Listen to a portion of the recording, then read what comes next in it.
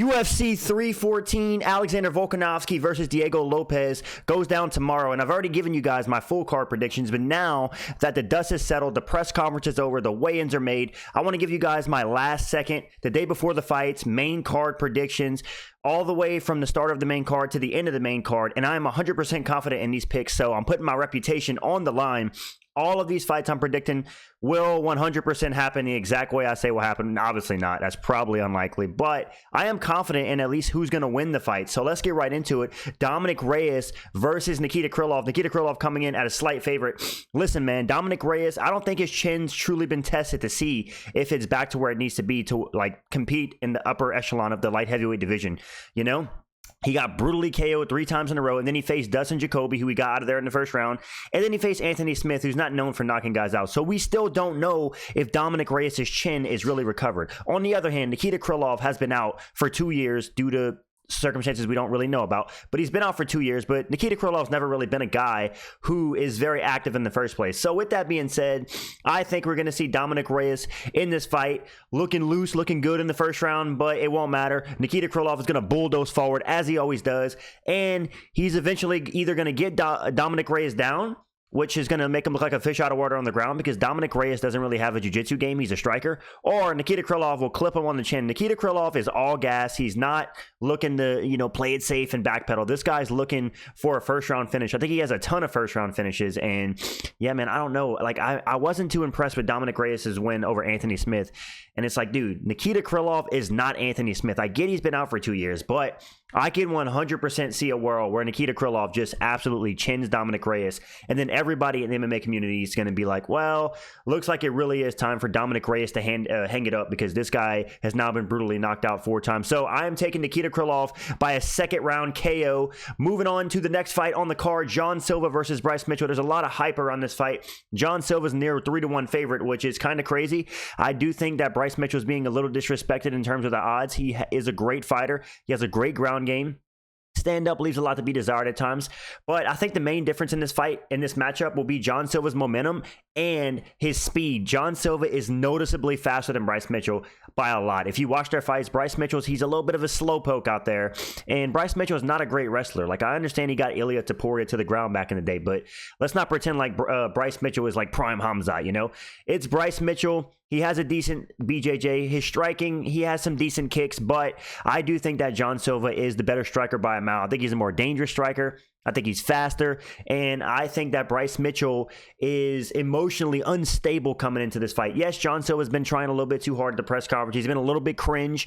We can all agree about that, but I think in terms of being focused and, being ready for fight night, Bryce Mitchell looks like he's a little emotional. He's playing into the whole thing that happened with his podcast. He thinks the world's against him. He thinks everybody's a demon, including John Silva. So with all that being said, I think that John Silva is going to secure a second-round KO TKO over Bryce Mitchell. I really do think he's going to clip Bryce Mitchell on that chinny chin chin and send him back packing to go fishing with you-know-who. But I do think that Bryce Mitchell has a slight chance to win this fight. John Silva nearly missed weight for this fight. If you guys saw the weigh-ins, he was on the weigh-in scale, like screaming about fighting Bryce Mitchell, saying he's going to knock him out. He came out at 147, but then he came back an hour later, weighed in at 146. But nonetheless, I am excited for this fight. This might be the people's main event. I know Michael Chandler versus Paddy Pimblett is claiming to be the people's main event, but Bryce Mitchell versus John Silva, it's an exciting matchup.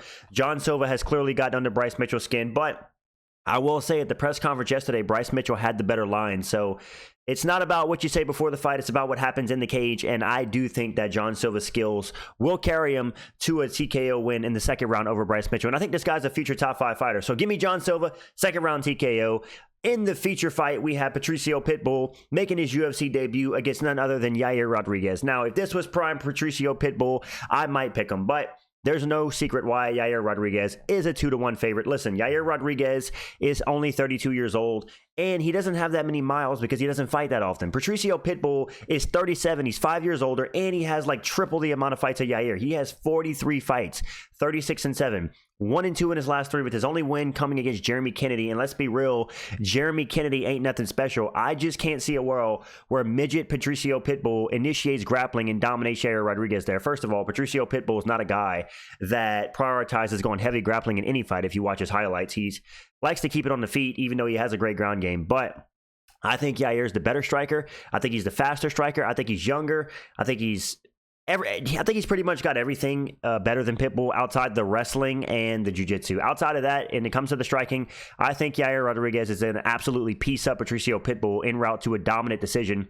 Either a 29-28, maybe Patricio Pitbull steals one round, but I do think that Yair Rodriguez will win all 3 rounds, 30-27 for Yair Rodriguez. And let me just say, Yair Rodriguez, he thinks he's a sneaky little rat trying to start an argument with Diego Lopes at the press conference because he's trying to weasel his way into a title shot against Diego Lopes on a 1-fight win streak against a guy who's debuting in the UFC so he can secure that Noche fight, because he knows that if he wins and Diego Lopes wins, the UFC is going to be like, oh, dude, Yair Rodriguez versus Diego Lopes for Noche, it's perfect. And Yair Rodriguez is smart. He's a little weasel. There's a reason he's starting his beef with Diego Lopes. It didn't just come out of nowhere. But nonetheless, I am taking Yair Rodriguez by a dominant 30-27 decision. Or it could be a finish. Who knows? We're going to see the debut of Patricio Pitbull, which I'm honestly not all that excited for. The dude's 37 years old, and I think he should just retire if he loses, because he's had so many miles, dude. What else is there left to prove? Maybe the UFC only signed him to a 1-fight deal. Who knows? But moving on to that co-main event, the co-main event that everybody's been waiting on is Paddy Pimblett a fraud, and will Michael Chandler chin him? Listen, Michael Chandler hasn't chinned anybody in a long time with his hands. It's been 4 years since he's chinned Dan Hooker. I know he head kicked Tony Ferguson, but that was the ghost of Tony Ferguson. So for the people that are claiming, first of all, I'm picking Paddy Pimblett by decision or submission. I'm not sure. I'll pick Paddy Pimblett by submission. I think people are underestimating Paddy's ability to get a submission.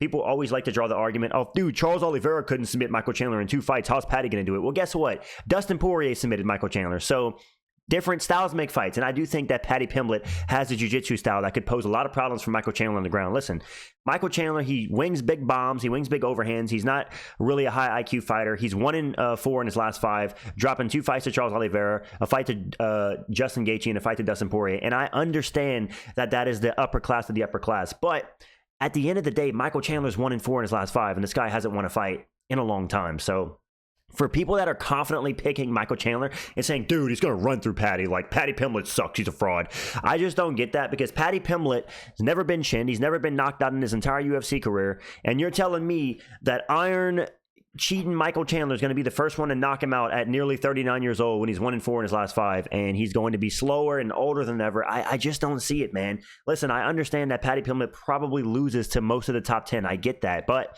I think that Michael Chandler is the one fighter that he can beat. I really do. I think Paddy, first of all, I'm surprised Paddy Pimblett's the favorite, because nobody's showing Paddy Pimblett love. Anytime I see anything about Paddy Pimblett in the comments, people are saying, dude, he leaves his chin straight up in the air. Michael Chandler's going to come in and crack him on that chin with a big right hand.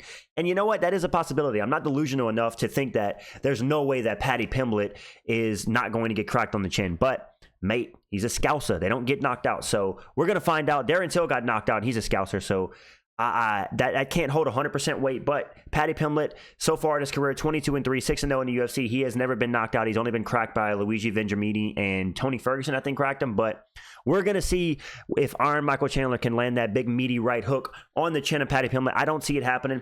I think Paddy Pimblett is going to find a 2nd or 3rd round submission. And yeah, the Paddy hype train will continue. Do I think he beats anybody ahead of Michael Chandler in the rankings? Most likely not, but that remains to be determined. Give me Paddy Pimblett by 2nd round, 3rd round submission. A lot of people are going to call me delusional because they don't think he can get a submission over Michael Chandler. But let's see what happens tomorrow. And the main event, Diego Lopes versus Alexander Volkanovski. These odds are a lot closer than I thought they would be. I'll be honest. First of all, is Volkanovski the first fighter ever to get a title shot coming off of 2 KO losses back-to-back and a year out of the cage? Either way, he is Alexander Volkanovski. He is the greatest featherweight of all time. And this is nearly a pick'em fight. Alexander Volkanovski is the slight favorite at a -122. But listen, man, I think that Diego Lopes is going to knock out Alexander Volkanovski. Round 2, round 3, maybe even round 1, KO. Alexander Volkanovski, at the end of the day, there's a reason that Father Time is undefeated in the upper weight classes. There's a reason that guys over the age of 35 looking for a belt under the 155 weight class are 0-17 combined. If you're over the age of 35 and you're going for a belt, you're cooked in the lower weight classes. That's clear to me, and I really do think that Alexander Volkanovski is going to get chinned in this fight. Now, when it comes to being a mixed martial artist, I think that Alexander Volkanovski has the better kicks. He has the better boxing. He's faster. He has the better striking all the way around. He has the better wrestling. He has the better defensive jiu-jitsu.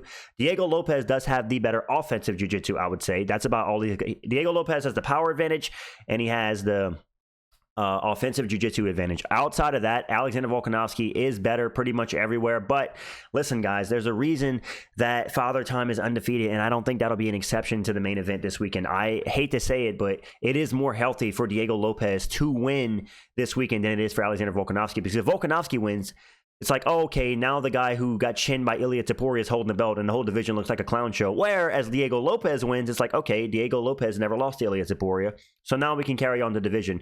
Either way, the winner of this fight 100% should face Movsar Evloev, even though the UFC is going to probably be sneaky and do, if Lopes wins, do him versus Yair. But I have Diego Lopes by a first, second, or third round TKO. Probably a second round TKO. That's my official prediction. Volkanovski, if it was prime Volkanovski, I do think he would take Diego Lopes to school. But this ain't prime Volk, bro. This is 36-year-old Volk. Back-to-back KO losses and a year out of the cage. The longest layoff of his UFC career.